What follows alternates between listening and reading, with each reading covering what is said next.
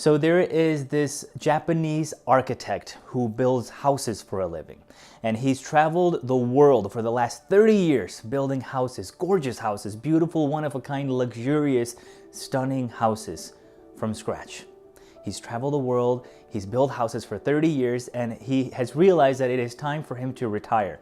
So he's been working for this company for the last 30 years, and he goes to the owner of the company and tells him that, hey, thank you so much for allowing me the honor to build these beautiful houses for the last 30 years, but it's time for me to retire. I would love to spend more time with my family, do the things that I really enjoy doing in regards to my hobbies, and just start moving towards retirement. And the owner is extremely humbled and grateful for having him on his team for the last 30 years, and he tells him, thank you so much for being part of our vision, our dream, our empire. You have been such a big part of our company.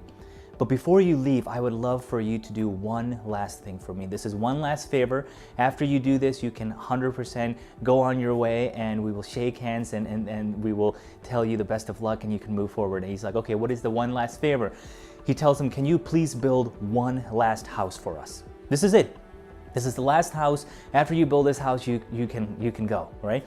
And the guy tells me, he's like, well, this is going to take me a couple of months, because usually houses take about 3 to 5 months for me to build. He's like, I know, I'm sorry, I'm asking you to stay on a little bit longer, but it would mean the world for us if you built this one last house. He's like, okay, I will do it. So he takes on this one last job. But while he's working on this house, he has realized that he's ready to leave and ready to move on. So he begins to cut corners. He begins to hire contractors who tell him like, hey, we can actually get this job done in 2 months instead of 5 months. So he starts taking on these contractors and starts taking on this initiative to really get this house done really fast. Instead of really spending time like he had been for the last 30 years on every single one of these houses, he starts cutting corners and starts underperforming on this one specific house because he just wants to get it done. He wants to do this final favor for his boss and then move on. And so 2 months later, the house is complete. 3 months ahead of schedule.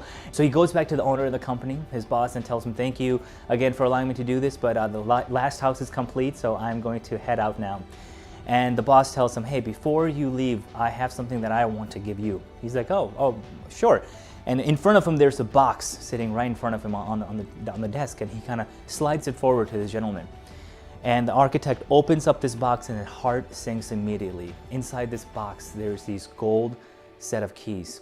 And the owner of the company, his boss, tells him, hey, this is a thank you from me to you. For the last 30 years, you've put in so much work, so much effort, so much beauty, and so much vision behind every single thing you've created. This is my thank you to you. The house that you just completed, that is your house. I want to thank you and give these keys to you. This is your house is paid for. You don't have to worry about anything. You can spend time with your family. You can, do all the things that you wanted to do, your hobbies, in this beautiful new house.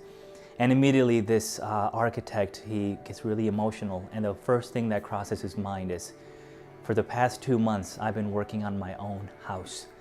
So the lesson behind this is really beautiful. We spend our entire life doing so many things without realizing that we're doing all these things for other people, which is really important. Helping others, serving others, providing value to others is so important. But when it comes to our own personal life, our personal health, our personal finances, our personal story, our personal mental, physical, spiritual, everything that makes us whole, everything that centers us, everything that we do in regards to doing it for ourselves, we tend to kind of skim on. We tend to cut corners. When it comes to us telling other people, hey, you need to take care of your physical health or mental health, we don't do that for ourselves. When we're kind to others, we're not kind to ourselves. When we treat others with respect, sometimes we don't treat ourselves with respect. And so this entire time we're working on our own house, self-discipline, motivation, drive, commitment, passion, everything that exudes through us, we are constantly building our own house without realizing that at the end of our life, we look back and say, this whole time I was building my own house, but didn't even realize that I was doing it, and I was cutting corners. I wasn't taking care of myself the way I should have. So how are you building your house, Dost? Really take this in and think about this in your life and your perspective. How are you building your house? What are you doing to solidify your future? Everything you do every single day is a small increment leading up to the big life that you are living. Thank you so much for listening to this short story. I was really moved by it when I was reading this, and I wanted to share this with you.